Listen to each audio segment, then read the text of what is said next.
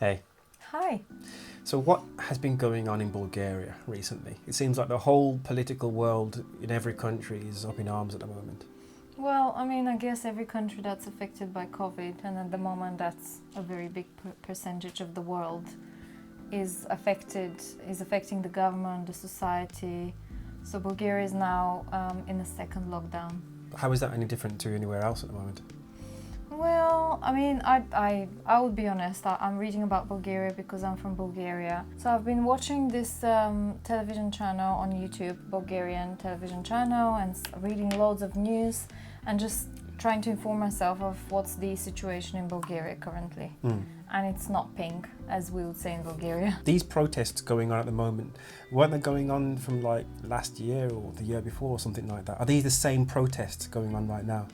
Well, yeah, so the protests, basically people are going in front of the government buildings, the official ministry building in Sofia, in the capital of Bulgaria, and they want the current government to resign so that their elections and the new government is elected because the people, the country, feel that, or at least the protesters feel that, the current government is not governing the country very well. So 1 second, they're wanting to. When are the next general elections? In Bulgaria, the next general elections are at the end of May 2021. Are things really that bad that they can't wait until then? Yeah, and I think this happened specifically since the new lockdown has been announced. Okay. Now, like most other European countries, Bulgaria went into lockdown at the end of March. And they came out of lockdown much quicker than the UK did. So I think maybe about 2 months or something like this. It doesn't matter. The fact of the matter is that the population increasingly is contracting COVID. The hospitals, like in the UK, are starting to struggle. And the government has implemented just recently, from the 27th of November until the 21st of December 2020, a new lockdown. Now, they have announced the lockdown, and like with the UK, you'd expect with most governments that when you announce a lockdown, there's going to be some kind of an economical and society plan of how to move forward. Okay, this is the lockdown. This is what's going to happen to the small businesses. This is what's going to happen to the employees. The problem in Bulgaria is that they have announced the lockdown and they're saying, so the 27th was a Friday. And on a Monday, they're saying, on the 30th of November, we're going to start discussing with the employers how this is going to affect the employees. In the previous lockdown, apparently it took 3 months after they have announced the lockdown for any measures to be put in place. So people were basically left without a salary, left without provision for 3 months until the government started doing something. Then they've announced a lot of money that would be spent on helping people to go through this difficult time, helping small to medium-sized businesses to not, fail and have to declare bankruptcy. But again, the money hasn't been spent for that. So Bulgaria, unfortunately, is one of the countries that is kind of popular for corruption, especially in the government.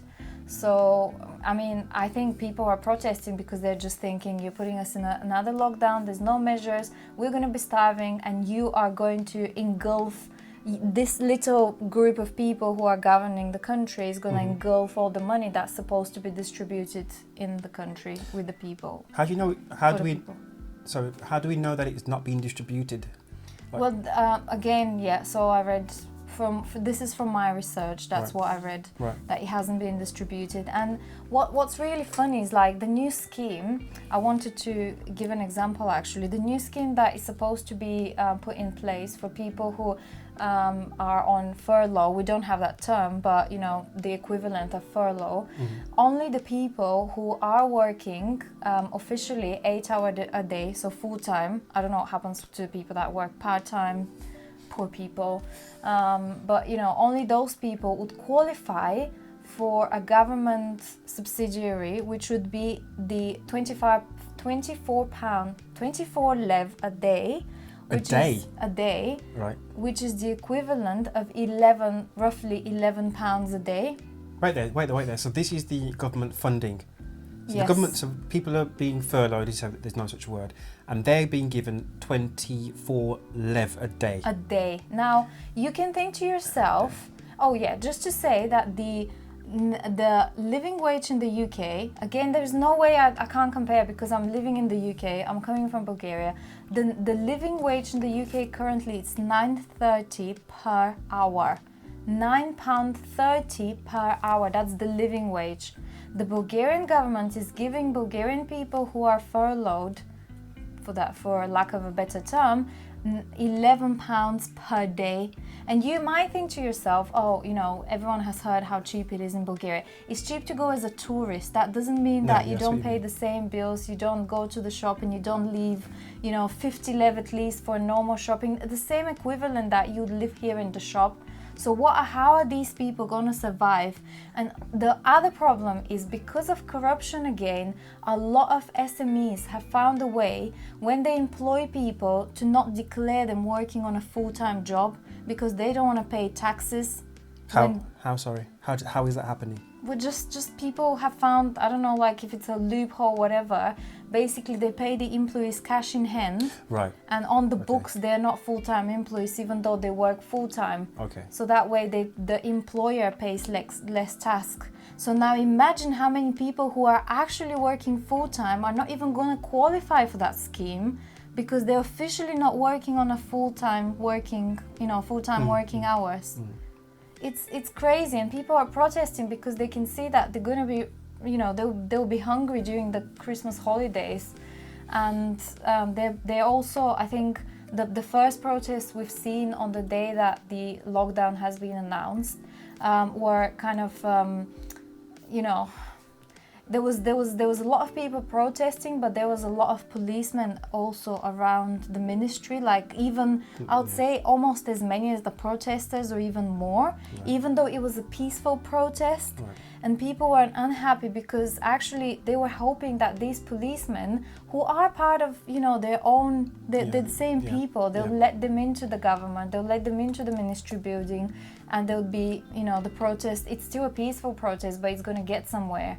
But they're getting angry because the policemen are not letting them in, and at the same time the policemen are requesting a 30% increase of their salary. 1 second. So the policemen, they also want an increase in their salary? They also want an increase. Okay. But they're the ones, I suppose they're in a bit of a... no man's land. No man's land, a bit of a hairy situation because at the end of the day they have to do a job, don't they? Yeah. But I guess the ones they are protecting the ministry from could well be their own brother or their next door neighbour or their aunt or whatever. So what do you do when you're in a situation like that? I don't know. And you know, some people say, oh, policemen are already quite highly paid, why should we give them more money? And as far as I know, a 15% increase has been accepted, not a 30%. But still, obviously, that's agitating even more and more the people out there. And it's just like they come up with some crazy numbers that I don't know where they come up with.